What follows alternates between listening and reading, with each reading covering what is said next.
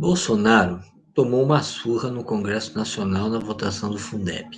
Vamos explicar aqui o que é o Fundeb, sua história e um pouco os principais pontos do projeto que foi aprovado. Primeiro, o Fundeb, ele nasce no governo Fernando, Fundef, na verdade, nasce no governo Fernando Henrique e valeria por 10 anos.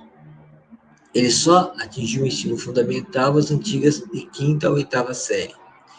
Em 2007, o governo Lula aprovou por mais 10 anos o Fundeb. E quais foram as novidades? Primeiro, ampliou para o ensino infantil e as creches e o ensino médio. E também colocou recurso da União, do governo federal. Por quê? O Fundef é como se fosse uma poupança, que eu recebo recursos dos impostos dos estados e municípios. A partir de 2000, do governo Lula, começou a receber recursos da União. Vamos ver, em 2019, quanto que isso significou de recursos. Essa apresentação aqui vai nos ajudar a ver essas informações. Em 2019, o Fundeb significou 170 bilhões, sendo 156,3 bilhões de reais proveniente de recursos dos estados e dos municípios, especialmente de impostos como ICMS e PVA. E o restante de recursos da União, 14 bilhões aproximadamente, que são uma complementação e que beneficiaram estados do norte, da região norte e da região nordeste. Um outro ponto importante é que, assim, o Fundeb representa 63% dos recursos para o financiamento da educação básica brasileira, equivalente a 2,3% do PIB. Os liberais tendem a dizer que o problema do Brasil é a gestão dos recursos na educação e que a gente gasta muito. Não é verdade. Nós gastamos aqui, esse dado é do relatório da professora Dorinha, do DEM, e no Brasil se gasta, por paridade, em dólares, seria 3,7 mil dólares por aluno. E na OCDE, que são os países ricos, se gasta 8,6 mil dólares por aluno. Aqui, nós podemos ver como é que é o gasto por aluno nos países. Vocês vejam que o Brasil gasta menos que o Chile, que gasta 5 mil dólares por aluno, e Portugal gasta 7,3 mil dólares, praticamente o dobro do Brasil. Aí sabe-se por que a educação brasileira vai mal. Outro ponto é que para o projeto, hoje o custo do aluno seria de R$ 3.427. E para 2026 vai ser de R$ 5.508, um crescimento de 61%, um crescimento muito importante desse valor do Fundeb. Por isso, uma vitória tão expressiva. E a maior parte vai para os estados, por esse mapa dá para ver, vai para os estados mais pobres do país, especialmente do Nordeste, Minas Gerais, também é beneficiado, e alguns outros estados. Eu acho que isso é um dado importante. Então, o que acontece? Além disso, a gente tem que apontar que esse aumento se deu devido a quê?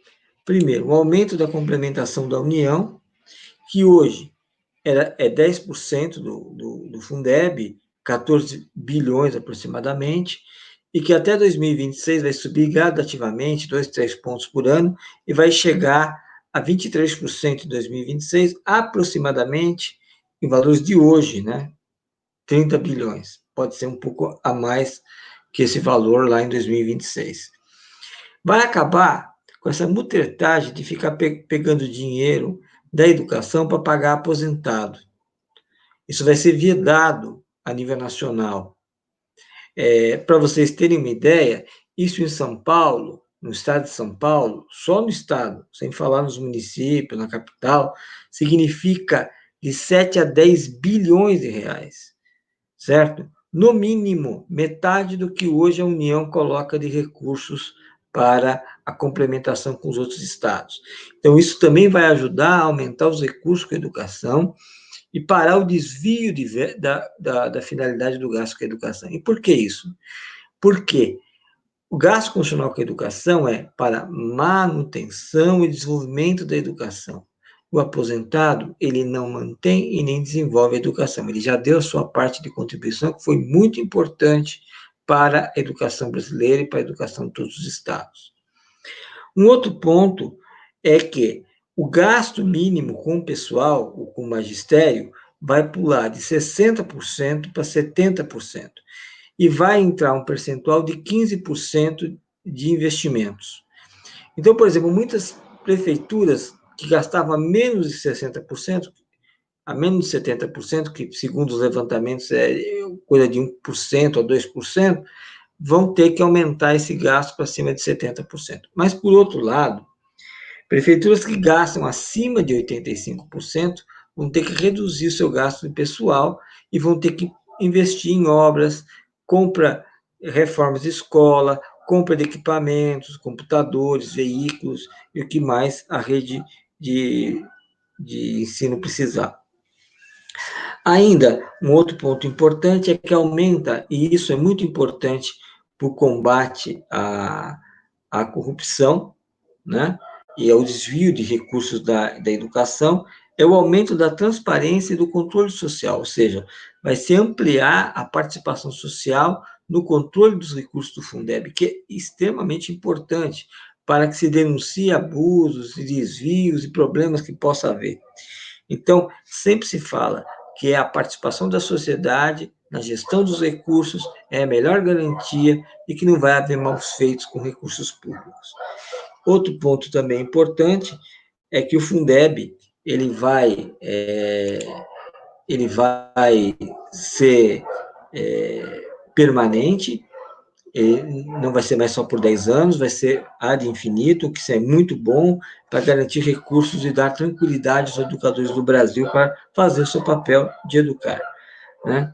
Um outro ponto também importante é a introdução da ideia do custo aluno-qualidade, quer dizer, que é uma reivindicação de vários setores progressistas da sociedade brasileira, que foi incluído no Fundeb, e que deve melhorar a qualidade da educação, porque o objetivo não é só colocar, encher a escola e fazer a escola ser um depósito de crianças, não, nós temos que fazer com que a escola seja um lugar de produzir conhecimento, de aprender e se desenvolver, né?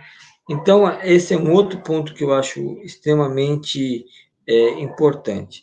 Também o Fundeb vai ter uma possibilidade de aumentar os recursos para os municípios mais pobres, é uma mudança metodológica, que os municípios mais pobres também poderão receber mais recursos, e isso também é extremamente importante para ajudar a criar realmente oportunidades iguais para os mais pobres, né?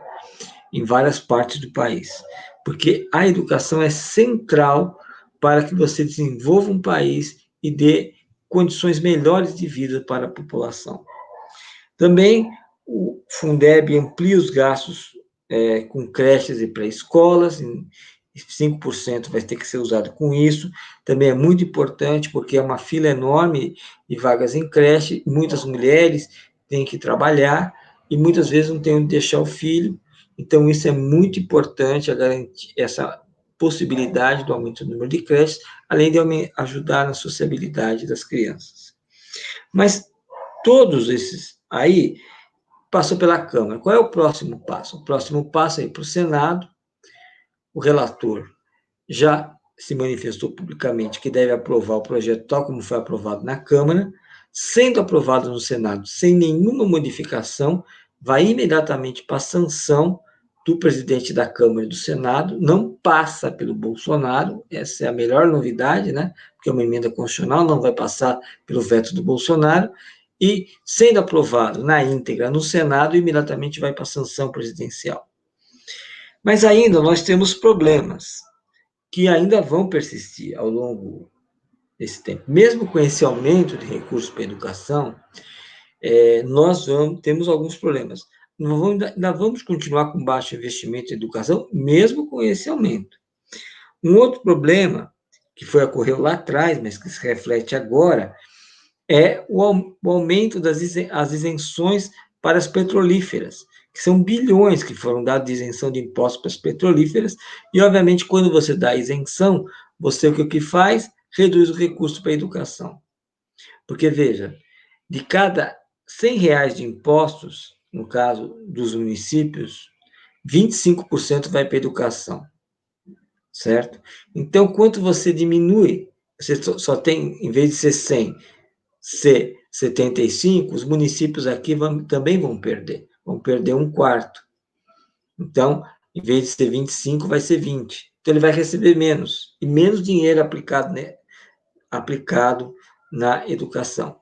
Então, esse é um outro problema. E também a renúncia de receita, não só para petrolíferos, mas em geral para todos que os estados fazem, que tem aumentado muito e que também é outra questão, porque cada vez que você renuncia à receita, você aplica menos em educação e saúde.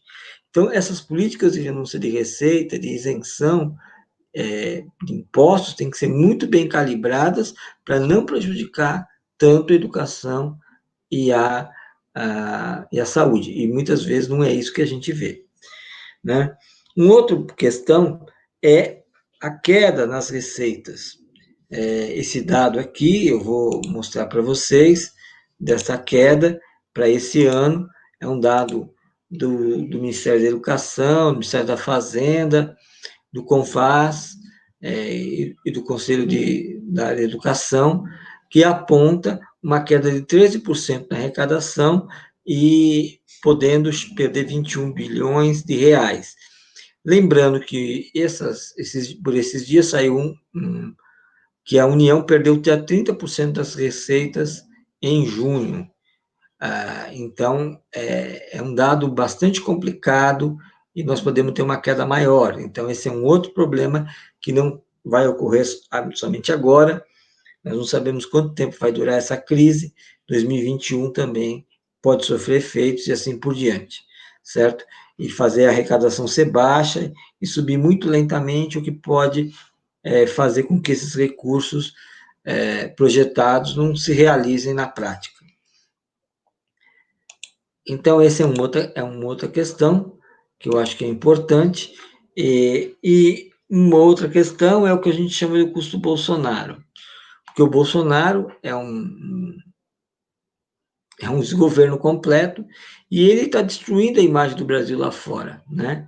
Então, muitas empresas internacionais já não querem mais investir no Brasil, especialmente por causa das queimadas na Amazônia, que ele está fazendo vistas grossas, né? Que não é com ele, ele permite o Ricardo Salles passar a boiada toda hora aí, e tem um preço para a economia, certo? Então, isso também é outro problema, não só de prejudicar a economia, mas a sua própria falta de gestão, seu desgoverno, com vários ministros da educação, que não sabem nem o que estão fazendo direito, sabe? É uma total irresponsabilidade. Tudo isso tem um custo para a educação brasileira, tem um custo para o país, que infelizmente nós estamos pagando por um voto equivocado que foi dado em 2018, e a sociedade brasileira está pagando seu preço aí, nesse desgoverno que estamos vivendo, com mais de 80 mil mortos por causa da Covid. É um absurdo completo que estamos assistindo no Brasil. Fico por aqui, agradeço a vocês e espero ter, com esse vídeo, contribuído para vocês entenderem a importância do Fundeb, a importância da vitória dos educadores brasileiros na Câmara dos Deputados, que pressionemos para que ela se repita no Senado Federal, para que a gente tenha uma legislação que ajude a educação brasileira a avançar e a diminuir as desigualdades sociais entre os brasileiros, porque esse que tem que ser um grande objetivo para o nosso futuro do nosso país. Muito obrigado.